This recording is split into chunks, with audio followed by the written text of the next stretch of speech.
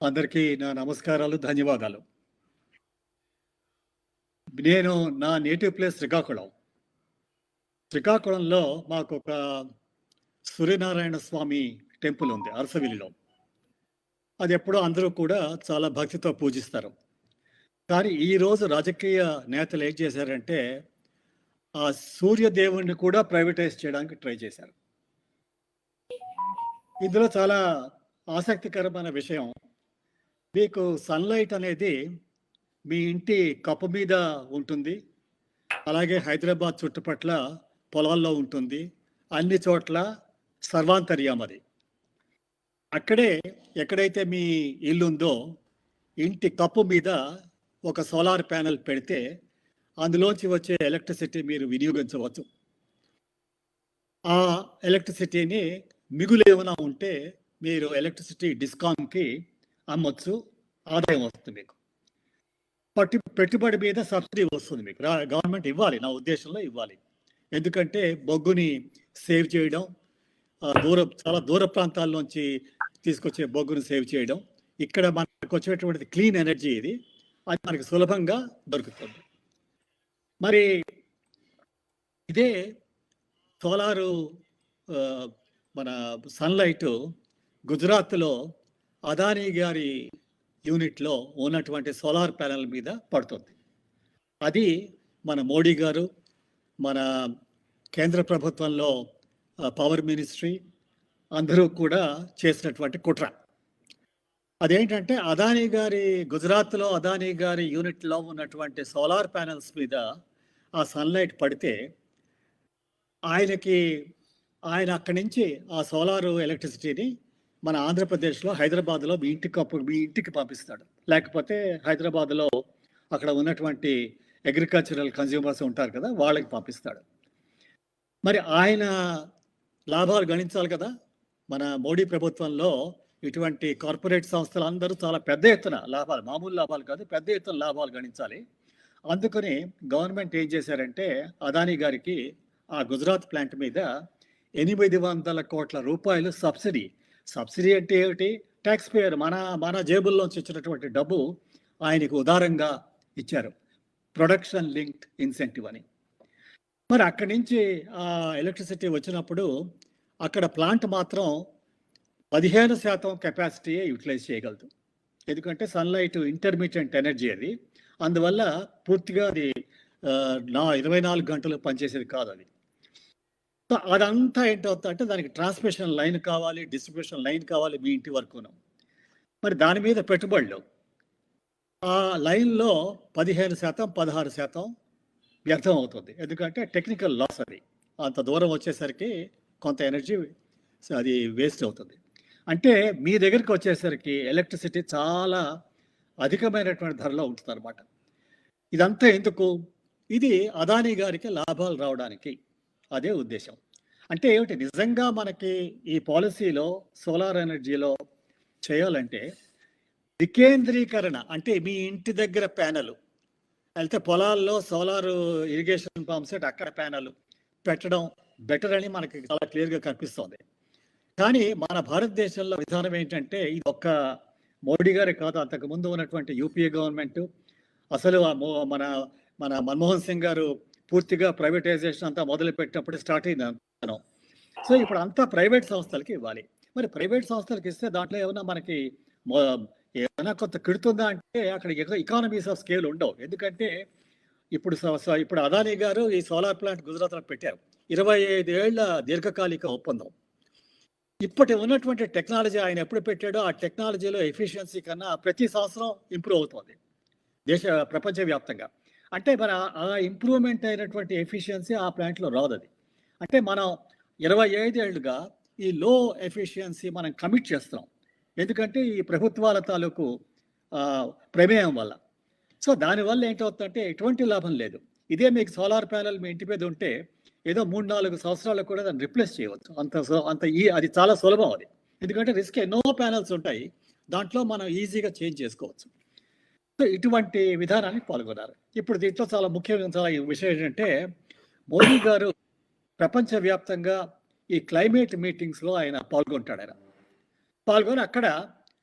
ఆయన చాలా గంభీరంగా మైక్ తీసుకొని అక్కడ ఉన్నటువంటి ప్రపంచ లీడర్లు ఎవరు కూడా ఇటువంటి కమిట్మెంట్స్ ఇవ్వలేరు, కానీ ఈయన మాత్రం ఇస్తాడు. ఆయన ఏమంటాడంటే, నేను 500,000 మెగావాట్లు సోలార్ ఎనర్జీ మన భారతదేశంలో పెట్టేస్తాం అనగానే అందరూ చప్పట్లు కొడతారు. ఎంత గ్రేట్ లీడరు ఆయన, విశ్వ గురు, ఏమి లీడరు అది అనగానే ఆయన చాలా ఛాతీ పెరిగిపోతుంది సైజు. ఇంటికి మన మళ్ళీ ఢిల్లీ వస్తాడు. వచ్చి 500,000 మెగావాట్లు అదానీలు, అంబానీలు, విదేశీ కంపెనీలు కేంద్రీకృతమైనటువంటి సోలార్ ప్లాంట్లకు మాత్రమే.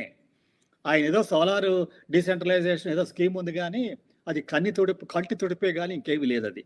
సో ఇక్కడికి వచ్చి ఈ ప్లాంట్లన్నీ అక్కడికి ఇస్తాడు. ఇది ఒక మోడీ గారికి కాదు, అంతకు ముందు ఉన్నటువంటి గవర్నమెంట్ కూడా చేశారు. ఉదాహరణకి మన ఆంధ్రప్రదేశ్లో జగన్మోహన్ రెడ్డి గారి గవర్నమెంట్ వచ్చే ముందు, చంద్రబాబు నాయుడు గారి గవర్నమెంట్, అంతకు ముందు గవర్నమెంట్స్ 23 దీర్ఘకాలిక ఒప్పందాలు డైరెక్ట్గా ఈ సోలార్ కార్పొరేట్ సంస్థలతో చేశారు. అవన్నీ కూడా దర్యాప్తు అవ్వాలి నిజంగా, నా ఉద్దేశం లాంటి. సో ఇప్పుడు ఈ సూత్రధారుడు, దీనికి అంతటి సూత్రధారుడు ఇప్పుడు ప్రస్తుతం మరి అదానీ గారికి చాలా ఆప్తుడు ఆయన, మోడీ గారు ఈ 500,000 మెగావాట్లు ఆయన కమిట్ చేసేసాడు. చేసిన తర్వాత మరి ఇంకా మిగిలిన వాళ్ళు ఉన్నారు కదా, తోలుబొమ్మలు, కేంద్ర ప్రభుత్వంలో తోలుబొమ్మలు, మినిస్ట్రీ ఆఫ్ పవరు, మిగిలిన మినిస్ట్రీలు అందరూ, ఫైనాన్స్ మినిస్ట్రీ అందరూ ఉన్నారు కదా. మరి వాళ్ళు కూడా దాంట్లో పాత్ర వహించారు. దాంట్లో ఏంటంటే ఎలక్ట్రిసిటీ చట్టం 2003లో వచ్చింది, కొత్త చట్టం. ఆ చట్టంలో 11వ సెక్షన్ కింద ఉన్నది ఏంటంటే క్లియర్గా, ఈ కేంద్ర ప్రభుత్వం వారి జనరేషన్ కంపెనీకి డైరెక్టివ్ ఇవ్వచ్చు, రాష్ట్ర ప్రభుత్వం వారి జనరేషన్ కంపెనీస్కి డైరెక్టివ్ ఇవ్వచ్చు, ఇంతే. కానీ అక్కడ మాత్రం వాళ్ళు ఏం చేశారంటే ఆ సెక్షన్ 11 కింద ఈ state generating companies, state transcos, డిస్కామ్స్ని డైరెక్ట్ చేశారు. మీరు ఎంత రెన్యూవబుల్ ఎనర్జీ వస్తే, ఈ సోలార్ ఎనర్జీ వస్తే అంతా మీరు కొనాలి, షరత్ అది. వాళ్ళు ఏం చేశారు, ముందు 10% అన్నారు, తర్వాత ఇప్పుడు 2030 కల్లా 45% అయిపోతుంది అది కొనాలి. అంటే మీకు కావలసినటువంటి ఎలక్ట్రిసిటీలో 45% మీరు ఇక్కడి నుంచే తీసుకోవాలి. అంటే ఆల్మోస్ట్ ఆల్ సోలార్ పవర్ ఈ కార్పొరేట్ సంస్థ మీరు కొనాలి. మీకు చీప్గా ఇంకేమన్నా ఉన్నా కూడా తీసుకోవడానికి వీల్లేదు. అంటే ఇంక మరి ఇక్కడ ఎవడ వినియోగదారుల మీద, ఎవరి మీద వాళ్ళకి ఎటువంటి కన్సిడరేషన్ లేకుండా చాలా క్రూరత్వంతో చేసినటువంటి పని ఇది. ఇది మినిస్ట్రీ ఆఫ్ పవర్ నిర్వాహకం ఇది. మరి ఇప్పుడు ఈ మినిస్ట్రీ ఆఫ్ పవర్ చెప్పగానే ఇక్కడ దానికి ఒక ముకోట, ఒక పబ్లిక్ సెక్టర్ సంస్థని కేంద్ర ప్రభుత్వం స్థాపించింది ఇటువంటి డీల్స్ అన్నిటి చేయడానికి. దాన్ని solar energy corporation of India, SECI అంటారు. దాని పని ఏంటంటే ఈ అదానీ లాంటి, ఈ గుజరాత్ కంపెనీలు లాంటి వాటి దగ్గర నుంచి చాలా అధికమైనటువంటి ధరతో ఉన్నటువంటి కూడినటువంటి ఆ ఎలక్ట్రిసిటీని కొని అది డిస్కామ్లకి అమ్మడం, వాళ్ళ మీద రుద్దడం, అది ఆ సెకీ తాలూకు ఇదన్నమాట. ఇప్పుడు సెకీ అనేది సెంట్రల్ పబ్లిక్ సెక్టర్ అండర్టేకింగ్, అంటే రాజ్యాంగంలో 12వ ఆర్టికల్లో అది గవర్నమెంట్ తాలూకు ఇన్స్ట్రుమెంట్ అనమాట. అంటే అటువంటి ఇన్స్ట్రుమెంట్ని ఇలాగ మిస్యూజ్ చేసి కార్పొరేట్ సంస్థలకి లాభాలు, వినియోగదారులకి నష్టాలు కలిగించే సంస్థగా మన కేంద్ర ప్రభుత్వం దాన్ని మార్పు చేసింది అనమాట. సో ఈ సెకీ రంగంలో దిగ్గానే ఏమైందంటే, వాళ్ళు అదాని దగ్గర కొని ఈ డిస్కాముల దగ్గర మీరు కొనమన్నారు. డిస్కాములందరినీ అది కొని 25 ఏళ్ళు మీకు దీర్ఘకాలిక ఒప్పందం మీరు చేసుకోవాలి అని ఫోర్స్ చేశారు. మరి ఈ డిస్కాములకి ఎలాగా కొనాలి కదా, ఎందుకంటే మినిస్ట్రీ ఆఫ్ పవర్ డైరెక్టివ్ ఇచ్చారు కదా, అందువల్ల వాళ్ళకి ఇంకేమీ ఆల్టర్నేటివ్ లేదు. సో అప్పుడు ఏం చేశారంటే, అందులో రంగంలో అదానీ గారు స్వయంగా దిగారు. ఆయన ఇప్పుడు ఈ అదానీ దీంట్లో ఒక్క ఆంధ్రప్రదేశే కాదు, మిగిలిన రాష్ట్రాలు ఉన్నాయి. అందులో జమ్మూ అండ్ కాశ్మీర్ ఉంది. ఎందుకంటే ఈ అపోజిషన్, ఈ మోడీ భక్తులు ఉన్నారు కదా, వాళ్ళు ఏమన్నారంటే ఇదంతా అపోజిషన్ ముఖ్యమంత్రులతో లచ్చగొడతారు, మాకు సంబంధం లేదు, వాళ్ళని పరీక్ష చేయాలని. మరి జేఎండ్కే అనేది వాళ్ళ గవర్నమెంటే కదా, లెఫ్టినెంట్ గవర్నరే కదా, అయినా కూడా దాని గురించి మాట్లాడలేదు. రెండోది ఏమన్నారంటే, ఇది దానికి వస్తారు మళ్ళీ, రెండో విషయం మీకు తర్వాత చెప్తాను. ఇప్పుడు వీళ్ళు ఏం చేశారు, ఈ సెకీ ఎప్పుడైతే మీకు డిస్కామ్ని మీరు ఫోర్స్ చేశారో, అప్పుడు మన రాష్ట్రంలో ఆంధ్రప్రదేశ్లో ఈ అమెరికాలో ఉన్నటువంటి కోర్టు జడ్జిమెంట్ ప్రకారం అందులో ఏమన్నారంటే, అదానీ గారు స్వయంగా ముఖ్యమంత్రిని మీట్ అయ్యారు, లంచాలు ఆఫర్ చేశారు, మెగావాట్కి ఇన్ని కోట్లని లంచం, మెగావాట్కి చూడండి, మనకి 7,000 మెగావాట్లు, ఆ 7,000 మెగావాట్లు మెగావాట్కి ఇంత లంచాలకు కూడా మంచి మంచి స్టాండర్డ్స్ పెట్టేశారు, పెట్టి చేశారు. చేయగానే అప్పుడు ఆయన మన అప్పటి ఎనర్జీ సెక్రటరీ గారు పవర్ మినిస్టర్ గారికి టెలిఫోన్ చేసి నైటు, అయ్యా మీ దీని సంతకం చేయలేదు, క్యాబినెట్కి వెళ్ళాలంటే ఆయన అన్నాడు. తర్వాత మొన్నే ఆయన స్టేట్మెంట్ ఇచ్చాడు. ఆయన అన్నాడు, నాకేం తెలియదు, నేను సంతకం పెట్టాను. మరి ఆయనకు కూడా బాధ్యత ఉంది కదా, ఆయన ఎనర్జీ సెక్రటరీకి ఉంది. నేను అనుకోవడం ఫైనాన్స్ సెక్రటరీ కొద్దిగా అభ్యంతరాలు తెలిపినా కూడా ఆయన ఓవర్ రూల్ చేశారు.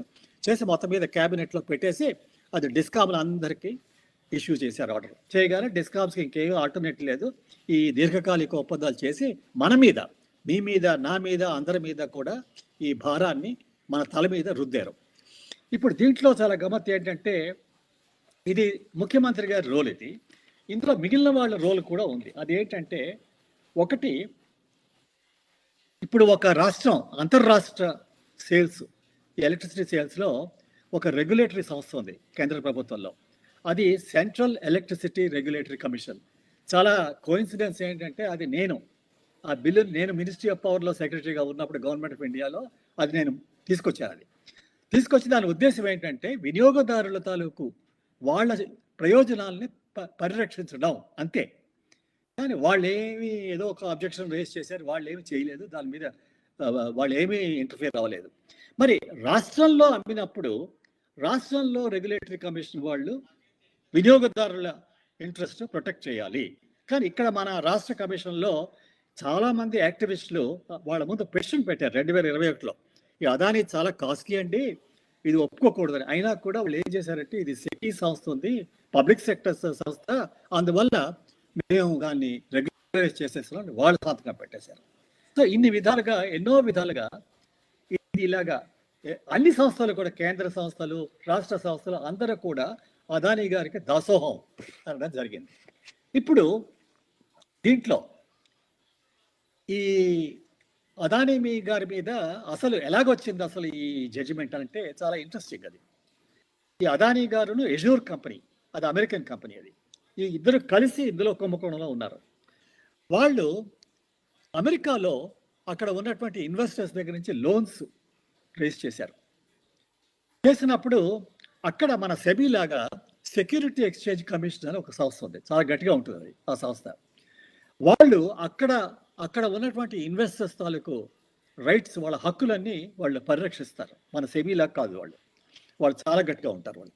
సో వాళ్ళు ఏం చేశారు, ఎప్పుడైతే ఇటువంటి ఒక రూమర్ వచ్చిందో వాళ్ళ చెవికి, ఎందుకంటే అమెరికాలో ఇవన్నీ సర్వైలెన్స్ ఉంటుంది పూర్తిగా, మిగిలిన దేశాల్లో ఏమవుతుంది, వాళ్ళ FBI, CIA అందరూ కూడా ఈ టెలిఫోన్ కాన్వర్సేషన్స్ అన్నీ కూడా రికార్డ్ చేస్తారు.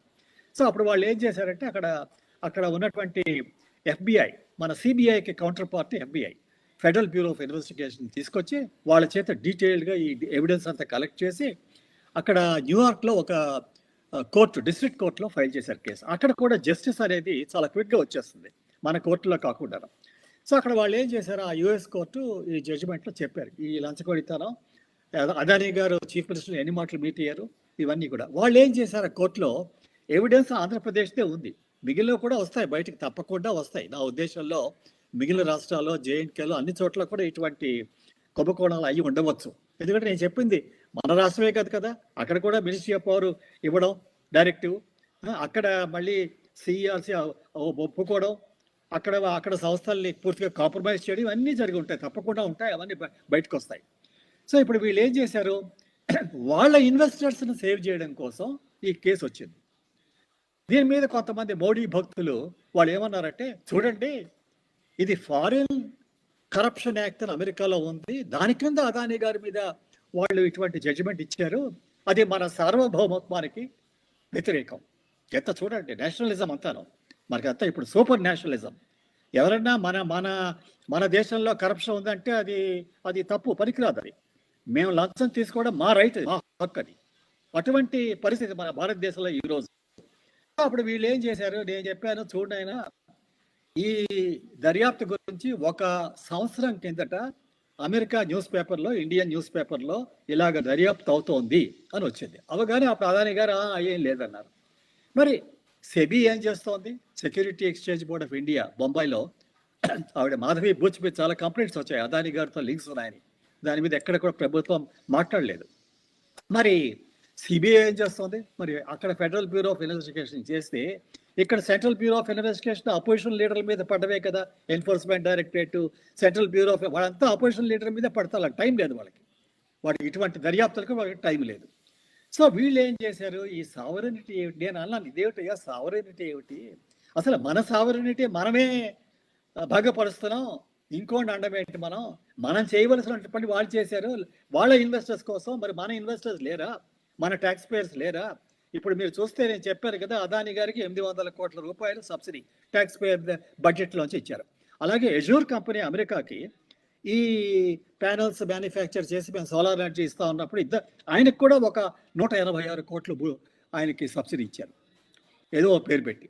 అంటే 1000 కోట్ల రూపాయలు ట్యాక్స్ పేయర్ డబ్బు అంతా వాళ్ళ జేబులో పడింది. ఎందుకు? వాళ్ళు లాభాలు గణించడానికి, మన వినియోగదారుల మీద, మీరు నేను అందరి మీద మనకి నష్టాలు కలగడానికి. ఇది అదానీ తాలూకు, ఈ సాగా తాలూకు ఇంట్రెస్టింగ్ థింగ్ అనమాట.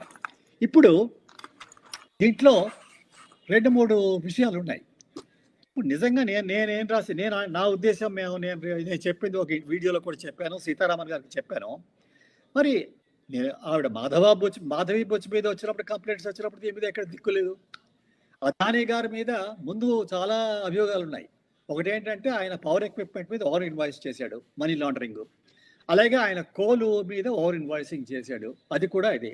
ఇంకోటి చాలా ఇంట్రెస్టింగ్ ఏంటంటే, ఇదే సెక్షన్ 11 ఎలక్ట్రిసిటీ యాక్ట్ 2003 కిందట మినిస్ట్రీ ఆఫ్ పవర్ చాలా అగ్రెసివ్గా మరి మోడీ గారి పూర్తి విధానాలని అమలు చేయాలి కదా. వాళ్ళు ఏం చేశారు, మన భారతదేశంలో ఒక బొగ్గు షార్టేజ్ సిచ్యువేషన్ క్రియేట్ చేశారు ఆర్టిఫిషియల్గా చేసి. ఇంకా మరి బొగ్గు షార్టేజ్ ఉన్నప్పుడు మీరు కొనాలి. సో వాళ్ళు ఒక డైరెక్టివ్ ఇచ్చారు, మీరు తప్పకుండా మీ గ్యాప్ ఫిలప్ చేయడానికి ఓన్లీ ఇంపోర్టెడ్ కోల్ని మీరు దిగుమతి చేసుకోవాలి అని అందరికీ ఒక డైరెక్షన్ ఇదే. సో అప్పుడు ఏం చేశారు, మన స్టేట్స్ అందరూ కూడా తీసుకోవాలి. దానికి అదానీ గారి కోల్ మైన్ ఇండోనేషియాలో ఉంది, మిగిలిన మన కార్పొరేట్ సంస్థల కోల్ మైన్స్ ఇండోనేషియాలో. వాళ్ళందరూ వచ్చి వాళ్ళు ఇష్టం వచ్చినట్టు ధరలు కోట్ చేశారు. నేను చూశాను, అవి కళ్ళు తిరుగుతాయి ధరలు. అవన్నీ మళ్ళీ మన స్టేట్ మీద, మన వినియోగదారుల మీద పడేది. ఎందుకంటే ఆ కోల్ యూజ్ చేస్తే వచ్చే ఎలక్ట్రిసిటీ చాలా అధిక ధరలో ఉంటుంది అనమాట. సో అదొక కొత్త ఇదనమాట. మరి దాని మీద కూడా ఎంక్వైరీ లేదు. ఇప్పుడు అదానీ గారి మీద ఎన్నో ఎంక్వైరీస్, ఇప్పుడు సెబీలో ఎన్ఫోర్స్మెంట్ డైరెక్టర్ 2016-17లో స్టార్ట్ అయింది. ఈ రోజు వరకు దానికి ఏమీ ముక్తి లేదు. అందులో ఒక కేసు హిండెన్బర్గ్ వాళ్ళు చేసిన దాంట్లో వచ్చింది, సుప్రీంకోర్టు సెబీఏ చేస్తుందని. ఆయన అసలు సుప్రీంకోర్టు ఇటువంటి విషయాలు ఎక్కడెక్కడ జోక్యం కలుగు చేయడం నేను చూడలేదు, జోక్యం చేసుకోవడం ఎక్కడ నేను చూడలేదు. ఇన్ని విధాలుగా మన ఇన్స్టిట్యూషన్స్ అన్నీ కూడా పూర్తిగా ట్యాక్స్ పేయర్స్ని, ఇన్వెస్టర్స్ని, కన్స్యూమర్స్ని పూర్తిగా గాలికి వదిలేసి చేసినటువంటి సిచ్యువేషన్. ఇందులో మరి ఎందుకు అవుతుంది ఇటువంటివన్నీ? ముఖ్యంగా ఏంటవుతుందంటే, ఈ పొలిటికల్ పార్టీస్ 5 ఏళ్ళకు మాట డెమోక్రసీ, ఎలక్షన్స్, ఓట్లు కొనడం, అది సాధ్యం కాకపోతే ఎమ్మెల్యేలను కొనడం, అది సాధ్యం కాకపోతే పార్టీలని స్ప్లిట్ చేయడం, ఇవన్నీ చేసి మొత్తం మీద డెమోక్రసీలో వాళ్ళు వస్తారు అధికారానికి 5 ఏళ్ళు. ఈ 5 ఏళ్ళలో వాళ్ళు చేసేది ఏంటి, ఈ డబ్బులంతా వాళ్ళు ఎలక్షనీరింగ్కి ఆ కార్పొరేట్ సంస్థలు ఇస్తారు. ఇది మామూలు వేల కోట్లలో ఉంటుంది ఎలక్షనీరింగ్. ఇప్పుడు అంతా హెలికాప్టర్లు, అంతా 5 స్టార్ ఎలక్షనీరింగ్ అంతా. మా చిన్నతనంలో పాపం చాలా సింపుల్గా ఉండేది, ఏదో చిన్న ప్యాంప్లెట్ వేసి ఇచ్చేవారు, ఇంకేం లేదు. సో అటువంటి సిచ్యువేషన్లో ఏమైందంటే, ఈ మిగిలిన 5 ఏళ్ళు కూడా కార్పొరేట్ సంస్థలు ఏది చెప్తే మన మోడీ గారి ప్రభుత్వం అదే చేస్తుంది. ఉదాహరణకి ఫారెస్ట్ కన్జర్వేషన్ యాక్ట్ మాకు బాగులేదు, ఫారెస్ట్ పోతే పోని, అది డైల్యూట్ చేయాలి. ఇమ్మీడియట్గా మోడీ గారు డైల్యూట్ చేశారు. దాన్ని ఎవరో ఒక రాజ్యాంగంలో ఒక కాన్స్టిట్యూషనల్ అథారిటీ చైర్మన్ గారు అపోజ్ చేస్తే ఆయన పిలిచి రిజైన్ చేయమన్నారు. అలాగే ఈ మినరల్స్ లెజిస్లేషన్ వాళ్ళు అన్నారు, మాకు ఓపెన్గా మాకు కార్పొరేట్ సంస్థలకు పూర్తిగా మాకు లైసెన్స్లు ఇవ్వాలి, మార్చేసాడు ఆ చట్టాన్ని. అంటే వాళ్ళు ఏది అడిగితే అదే అనమాట. ఇప్పుడు నేను 2013లో అక్కడ నేను ఈ బీజేపీ కాంగ్రెస్ ఈ విదేశీ విరాళాలు కంపెనీల నుంచి డబ్బులు తీసుకున్నారని నేను ఢిల్లీ హైకోర్టులో కేసు వేశాను. వేస్తే 2014 ఫిబ్రవరి కల్లా మాకు జడ్జిమెంట్ వచ్చింది. వాళ్ళు ఏమన్నారంటే, కరెక్టేనో ఈ బీజేపీని కాంగ్రెస్ని ఇద్దరిని కూడా ప్రాసిక్యూట్ చేయాలి 6 నెలల్లో. చేస్తే నేను ఎన్ని మాటలు ట్రై చేసినా వాళ్ళు సమాచార హక్కు చట్టం దరఖాస్తు పెట్టినా కూడా వాళ్ళు జవాబులు లేవు. వాళ్ళిద్దరూ సుప్రీంకోర్టుకు వెళ్తే మేము వాదించాం, 2016లో విన్ చేసాం. వాళ్ళు కూడా అక్కడ కరెక్టేనో దాన్ని ప్రాసిక్యూట్ చేయాలని ఒక చట్టం. ఆ చట్టం ఏంటంటే ఫారిన్ కాంట్రిబ్యూషన్ రెగ్యులేషన్ యాక్ట్ 1976. 2010లో కొద్దిగా మార్పు వచ్చింది. దాన్ని నేను అనుకున్నాను బాగుంది, మంచి జడ్జిమెంట్ అనుకుంటే మన మోడీ గారు, జైట్లీ గారు ఫైనాన్స్ మినిస్టర్ వాళ్ళు చాలా పెక్యులర్గా లోపాయికారిగా ఒక బిల్లు తీసుకొచ్చి ఆ ఫారిన్ కాంట్రిబ్యూషన్ రెగ్యులేషన్ చట్టాన్ని 1976 నుంచి సవరించారు. ఇదేమిటంటే సుప్రీంకోర్టు జడ్జిమెంట్లో చెప్తే దాన్ని న్యూట్రలైజ్ చేయడానికి ఇలా చేయడం కరెక్టా? దాని మీద నేను ఛాలెంజ్ చేశాను సుప్రీంకోర్టులో. ఆ కేసు ఇంకా వచ్చినట్లేదు మీదకి. ఈ మధ్యలో ఏం చేశారు, ఇంత డబ్బు కావాలి కదా, బాగా మాకు గ్రీడ్, దురాశ. సో దానికి ఏం చేశారంటే కంపెనీ చట్టంలో 7.5% ప్రాఫిట్స్ కంపెనీలు ఇవ్వచ్చు ముందు ఉంది ఒకటి, అది సడన్ ఇచ్చేశారు. అంటే కంపెనీలు వాళ్ళు ఇష్టం వచ్చినట్టు ఇవ్వచ్చు. అది కూడా సాటిస్ఫై అవ్వలేదు. ఈ మోడీ గవర్నమెంట్కి చాలా డబ్బులు కావాలి, మరి ఎమ్మెల్యేలు కొనడానికి వాటికి డబ్బులు కావాలి. సో దానికి ఏం చేశారు, ఎలక్ట్రల్ బాండ్ స్కీమ్ అని పెట్టి దాంట్లో ఇచ్చేవాడి పేరు తీసుకునేవాడి పేరు ఎవరికి తెలియకూడదు, ప్రజలకు తెలియకూడదు. 19వ ఆర్టికల్ రాజ్యాంగంలో అందరికీ మనకి తెలిసే హక్కు ఉంది. అది అయినా కూడా దాన్ని ఎక్కడ కేర్ చేయకుండా చేశారు. చేయగానే దాని సుప్రీంకోర్టులో అది ఇల్లీగల్ అని తేలింది ఫైనల్గా. కానీ ఆ సుప్రీంకోర్టు ఏం చేశారు, ఆ ఇల్లీగల్ అని జడ్జిమెంట్ ఇచ్చిన తర్వాత 6,000 కోట్ల రూపాయలు బీజేపీ దగ్గర ఉన్నాయి. నేను రాశాను, ఇదేమిటండి ఈ 6,000 కోట్లు కూడా టెయింటెడ్ మనీ, అది కరప్షన్, అది ఎలక్ట్రల్ బాండ్స్లో ఈడీని సిబిఐని పంపించి కలెక్ట్ చేసిన డబ్బు ఇది. అది తీసుకోవాలంటే దాని మీద ఎక్కడా కూడా లేదు. దాని మీద దర్యాప్తు చేయమని ఒక పిటిషన్ పడితే అది కూడా కొట్టేశారు సుప్రీంకోర్టు. సో ఇది మొత్తం మీద ఏమైందంటే ఇక్కడ తను ఎలక్ట్రల్ బాండ్స్, ఈ పొలిటికల్ కరప్షను, ఈ ప్రభుత్వాల దీంట్లో ఇప్పుడు ఎలా అంత కంప్లీట్గా మనకు అసలు ఒక ప్రజాస్వామ్యం ఉందా? భారతదేశంలో ప్రజాస్వామ్యం ఉందా? 5 ఏళ్ళకు మాట ఎలక్షన్స్ అవుతాయి. ఎలక్షన్ కమిషన్ మీకు తెలుసు కదా వాళ్ళ పరిస్థితి. ఎన్ని మాటలు రాసినా కూడా వాళ్ళు జాబులు ఇవ్వరు, వాళ్ళు ఇష్టం వచ్చినట్టు వాళ్ళు చేస్తారు. మరి మోడీ గారికి మరి ఏమి కావలిస్తే వాళ్ళు చేసే పరిస్థితి ఏర్పడింది. సో అటువంటి పరిస్థితిలో మన ప్రజాస్వామ్యం ఈరోజు ఉందా? ప్రజాస్వామ్యం కాదు, ఇది కార్పొరేటాక్రసీ. ఇది కార్పొరేట్ సంస్థలు ఏది చెప్తే చేసే ప్రభుత్వాలు. ఇందులో ప్రజాస్వామ్యం అనేది చాలా తక్కువ ఉంది, ఏమీ లేదు. ఒక్క మాట 5 ఏళ్ళకి ఒక మాట మనం ఓటు వేస్తాం, అది కూడా వాళ్ళు తీసుకునే విధానం వేరు వీళ్ళంటారు. సో ఇన్ని విధాలుగా ఉన్నటువంటి దీంట్లో మనం ఈ అదానీ విషయంలో 2-3 విషయాలు ఏంటంటే, ఒకటి అదానీ గారి కరప్షన్ వల్ల, ఎన్డీఏ గవర్నమెంట్ ప్రమేయం వల్ల, రాష్ట్రం ప్రభుత్వం కరప్షన్ వల్ల దెబ్బతిన్నది వినియోగదారులు, ప్రజలు, tax payers. This first thing, చాలా ఇంపార్టెంట్. సో నేను చెప్పింది ఏంటంటే, ఇది ఈ ministry of finance, government of India మీద మాకు నమ్మకం లేదు. ఎందుకంటే మాధవి బుచ్ గారి టైంలో వాళ్ళు ఏం చేయలేదు, అదానీ ఎంక్వైరీ మీద చేయలేదు, ఏమీ చేయలేదు. కనుక దీని మీద ఇండిపెండెంట్గా ఒక జ్యుడిషియల్ ఎంక్వైరీ కావాలి. అది వీళ్ళు పెడతారా, పెట్టరు వాళ్ళు. సో ఇక్కడ మనం అందరం ప్రజల్లో ఒక డిబేట్ రావాలి. మాకు జ్యుడిషియల్ ఎంక్వైరీ కావాలి, ఇండిపెండెంట్ ఎంక్వైరీ కావాలి. అందులో సిబిఐ, ఈడీ అందరూ పనిచేయాలి, వాళ్ళు ఈ జ్యుడిషియల్ ఓవర్ సైట్లో పనిచేయాలి. అది మా డిమాండ్ అనమాట. సో నేను అనుకోవడం అదానీది ఒక టిప్ ఆఫ్ ది ఐస్బర్గ్. ఇది ఈ మన ఆంధ్రప్రదేశ్లోనే అయిందని కాదు, అన్ని రాష్ట్రాల్లో ఉంటుంది. అదానీ గారు మిగిలిన కుంభకోణాలు ఉన్నాయి, అన్నీ కూడా చేపట్టి అందులో ప్రైమ్ మినిస్టర్స్ ఆఫీస్ రోలు, అందులో మినిస్ట్రీ ఆఫ్ పవర్ రోలు, ఈ సిఈఆర్సి, ఎస్ఈఆర్సి రెగ్యులేటరీ సంస్థలు, రాష్ట్ర ప్రభుత్వం రోలు, ఇవన్నీ కూడా అందులో సెబీ రోలు, ఇవన్నీ కూడా పెట్టి ఈ పాత్రలు వాళ్ళ మీద ఫిక్స్ చేయాలి, రెస్పాన్సిబిలిటీ ఫిక్స్ చేయాలి. ఇది ప్రజలలో ఒక ఉద్యమంలాగా వస్తే కానీ ఇటువంటి జ్యుడిషియల్ కమిషన్ రాదు. సో మరి నేను మీకు రిక్వెస్ట్ చేసేది ఏంటంటే, అందరూ కూడా చర్చించి, చర్చ చాలా ఇంపార్టెంట్ ప్రజాస్వామ్యంలో చర్చ. ఆ చర్చ వచ్చినప్పుడే మనం ఇవి సాధించగలం. Thank you.